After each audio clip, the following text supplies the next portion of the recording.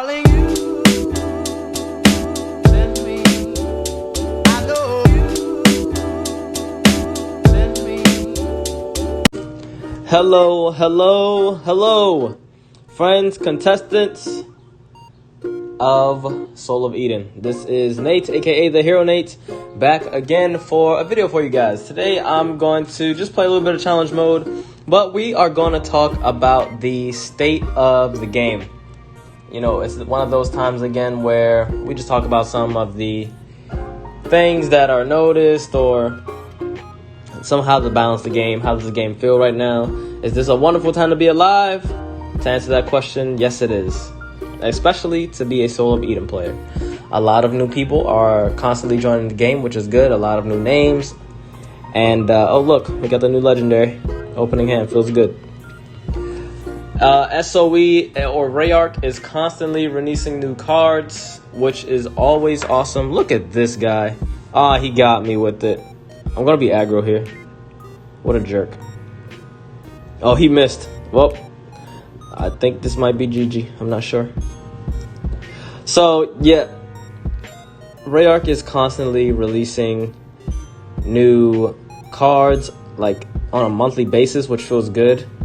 Or I should say every season. Feels amazing. Absolutely amazing. And, you know, a lot of the balance... No, he got me again. What the hell? Confused face.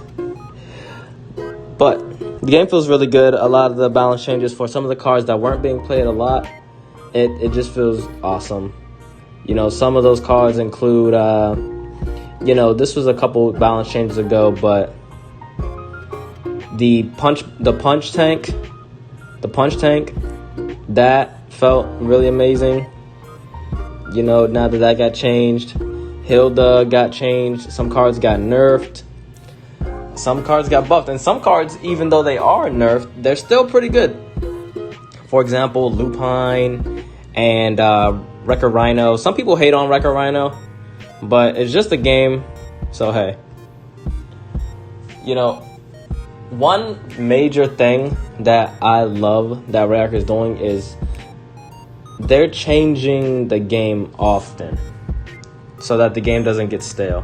At one point in time, I don't know if you remember, there was a time in the game where it was sit and wait, you know? And they changed that with the new soul changes. And they also soft changed it with the way they're making the new cards, because with the new cards, you have to answer them. So that makes it so that you can't just sit and wait for your opponent to push you and then you counterattack by taking a little bit of damage, because if you do, you won't be taking a little bit of damage. You'll be taking a lot of damage. That's why sometimes I just open up with the Ninja Sisters or Shadow Assassins, because, you know, you have to answer it.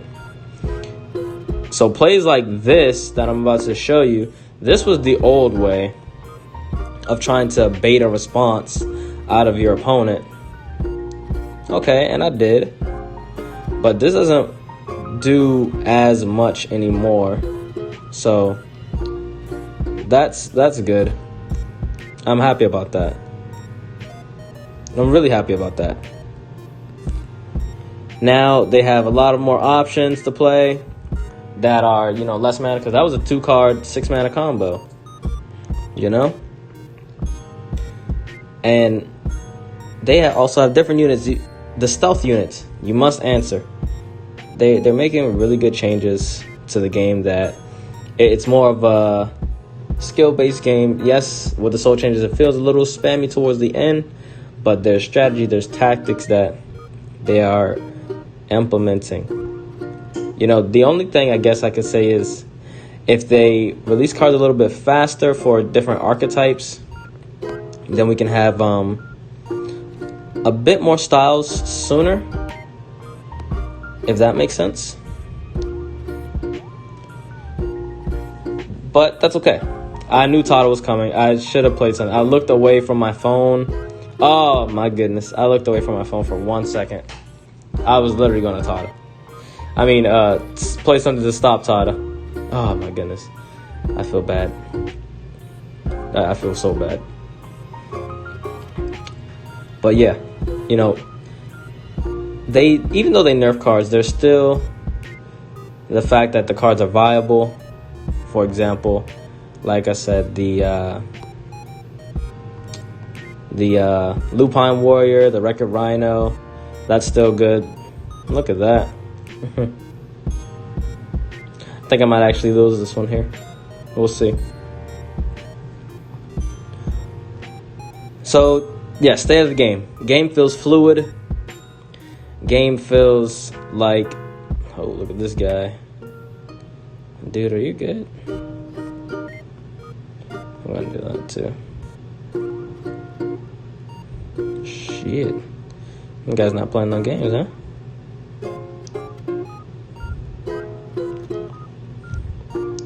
Though, yes, the game feels very fluid. I'm loving the new units, and it seems like they're just releasing unit after unit. I like that these units for Beast and Empire are set up the way they are, you know, because let's take Shadow Assassin, for example. You know, Beast and Empire, they don't have that kind of direct damage. So that is something, you know, pile on damage. It feels good. It feels really good. This is the part of the game, I mean, where it feels a little spammy, but I think we win this here. Do we? I'm not sure. Oh, he doubled. Now, where were we? Yeah, so state of the game is awesome. I wish I can go a little bit more in depth, but I have to go for now, guys. So hopefully you are enjoying Soul of Eden. Wonderful game, especially with the consistency with these storylines. I need to go back through and read them all to get a more general picture of some of the factions, but you know, a lot of new cards. I didn't do a video for this guy, but he's really good for Beast and Empire. I'm glad they made him the way they did, and they made him tanky. My only gripe is wishing that legendaries were a little bit more not impactful, because they are very impactful, but just let it so they could be leveled a bit quicker. They can be in line with my other units, because for a couple seasons it's been very slow. They've been, you know, 6, 7, and a lot of the units that you have may be like 10, 11. So that's it, just so they can be in line with the other units and they feel playable and they don't feel like, they just immediately answered it when I dropped it and killed it. It's like a waste of a card, but that's pretty much it. So see you guys in the next one.